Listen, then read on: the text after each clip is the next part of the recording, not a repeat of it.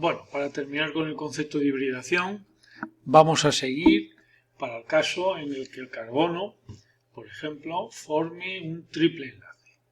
En el caso de que el carbono forme un triple enlace, pues en este caso, para el caso de los alquinos, vemos que el carbono que forma un triple enlace en realidad está unido a dos átomos. A un átomo, que puede ser otro carbono o un nitrógeno, y mediante un enlace triple, y a otro átomo mediante un enlace sencillo. Bien, en este caso, como el carbono está unido o se une o se enlaza exclusivamente a dos átomos, pues solamente va a necesitar hibridar dos orbitales. El orbital 2s y uno de los orbitales p. ¿De acuerdo?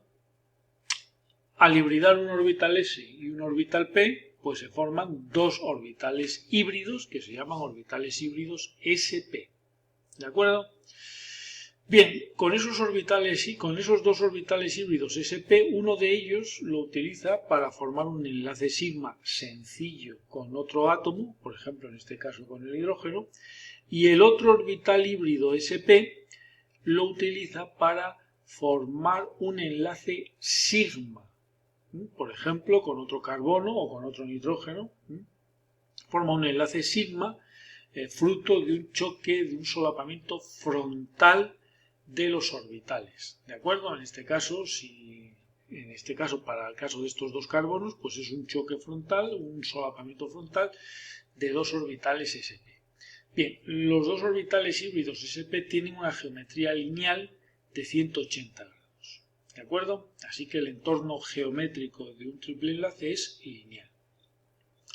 Bien, como para formar este triple enlace ha sido necesario la hibridación de dos orbitales, un s y un p, significa que cada átomo de carbono, en este caso, para este alquino, cada átomo de carbono continúa con sus dos orbitales p puros sin hibridar.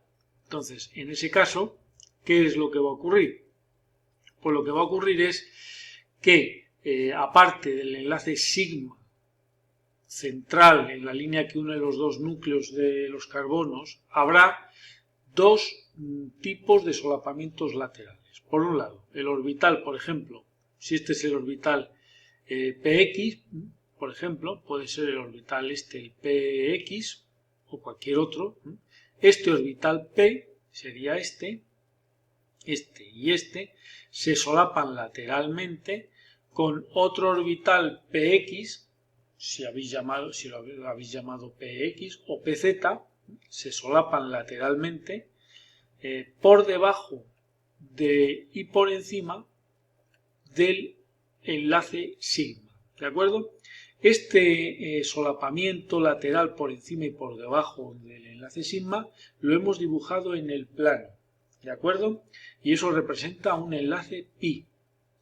Pero como todavía queda otro orbital p puro, imaginémonos que el carbono vecino también tiene una hibridación sp, pues un orbital p puro perpendicular, el segundo orbital p puro será perpendicular al primero.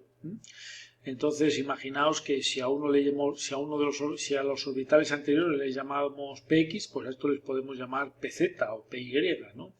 Pero lo que está claro es que estos segundos orbitales p puros son perpendiculares al primero.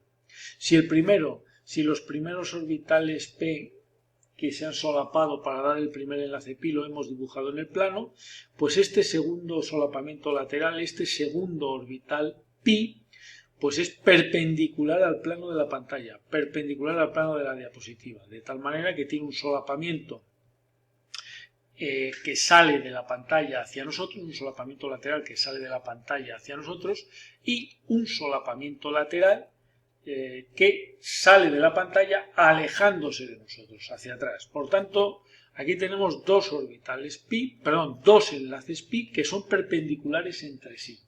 ¿De acuerdo? Dos orbitales pi perpendiculares entre sí y un enlace sigma que ocurre o tiene lugar en la línea de unión de los núcleos, ¿de acuerdo? Manteniendo la cohesión. Luego un enlace triple está formado por un enlace sigma que es mucho más fuerte que los otros dos enlaces pi.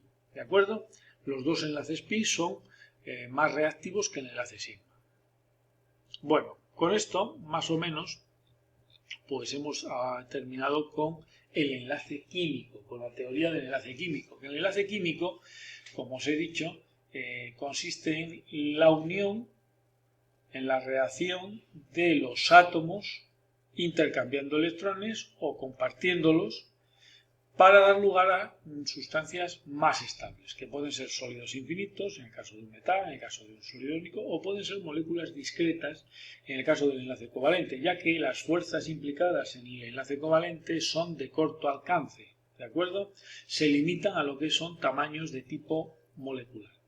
Muy bien, todo lo que pertenece al interior de la molécula es enlace químico, ¿de acuerdo? Pero a su vez hemos visto que los enlaces covalentes pueden ser polares o no polares. Entonces, las moléculas pueden comunicarse, pueden interaccionar con otras moléculas. Pero la manera de interaccionar, la manera de comunicarse las moléculas entre sí, es mediante un tipo de interacción que se llama fuerzas intermoleculares. Las fuerzas intermoleculares son interacciones entre moléculas. No se deben confundir nunca con los enlaces químicos, que son fuerzas o interacciones entre átomos. ¿De acuerdo?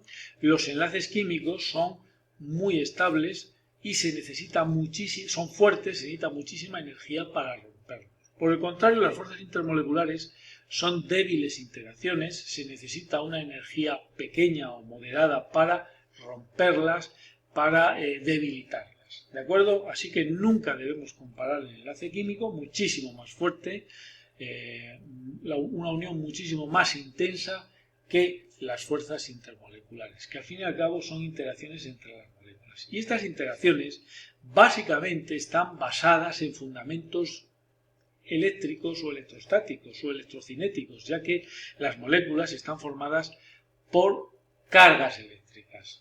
Están formadas por cargas eléctricas porque los propios átomos que las constituyen también lo están. Es decir, los átomos y por tanto las moléculas están formados por electrones con carga negativa y por núcleos o protones que tienen carga positiva.